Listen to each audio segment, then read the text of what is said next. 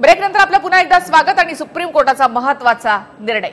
तब्बल 150 वर्ष जुन्या कायद्याला आज तिलांजली देण्यात आली, कारण सुप्रीम कोर्टाने ऐतिहासिक असा निकाल दिलाय। त्यामुळे यापुढे विवाहबाह्य संबंध हा गुन्हा नसेल। या निकालानंतर विरोधी सूरही निघतायत।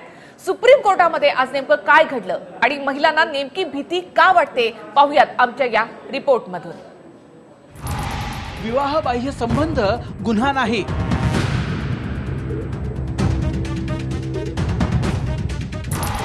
व्यभिचाराला गुन्हा ठरवणं कलम 497 रद्द।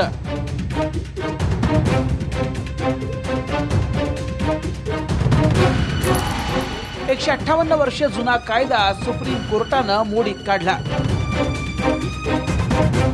व्यभिचार म्हणजेच विवाहबाह्य संबंध आता गुन्हा नसणार, कारण सुप्रीम कोर्टानं ऐतिहासिक असा निर्णय दिलाय।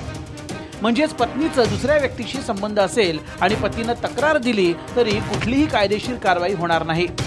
सुप्रीम कोर्टानं नेमकं काय म्हटलंय त्यावरती एक नजर टाकूयात। व्यभिचाराबाबतचं आयपीसी कलम 497 बेकायदेशीर आहे। विवाहबाह्य संबंध हा फौजदारी गुन्हा नाही, पण घटस्फोट होऊ शकतो। नवरा हा पत्नीचा मालक नाही। व्यभिचार कायदा महिला विरोधी आहे। महिलेच्या सन्मानाविरुद्धची वागणूक चुकीची आहे। महिला पुरुष समान आहेत। आयपीसी कलम 497 हे महिलांच्या विरोधी आहे। मान्य सुप्रीम कोर्टाने सांगितलेलं आहे की 497 अडल्टरी व्यभिचार आणि 498 सीआरपीसी याच्यामध्ये या दोन्ही प्रोव्हिजन स्ट्रक डाऊन केलेले आहेत, अनकॉन्स्टिट्युशनल म्हणलेले आहेत। आणि मान्य सुप्रीम कोर्टानं आतापर्यंत ऐतिहासिक निर्णय आहे आणि ऐतिहासिक निर्णयाद्वारे मान्य सुप्रीम कोर्टाच्या 4 जजेसनी या कॉन्स्टिट्यूशनल प्रोविजन स्ट्रक डाउन केलेले आहे। अगर पत्नी बनाती है कि कोई अवैध संबंध शादी में रहते हुए, उसके खिलाफ भी एक्शन करो। पति बनाता है तो उसके खिलाफ भी एक्शन करो। पर सुप्रीम कोर्ट ने तो आज ये कह दिया है कि अगर किसी भी लड़की, कोई भी आदमी अगर अपनी शादी में रहते हुए किसी के साथ अवैध संबंध बनाएगा तो वो अपराध नहीं होगा। मुझे लगता है ये पूरी तरीके से एक महिला विरोधी निर्णय है और सुप्रीम कोर्ट को रिकन्सिडर करना चाहिए। याआधी व्यभिचार कायद्यानुसार एखाद्या पुरुषालाच शिक्षेची तरतूद होती, त्यामुळे हा भेदभाव करणारा कायदा असल्याचं सांगून सुप्रीम कोर्टात याचिका दाखल करण्यात आली होती।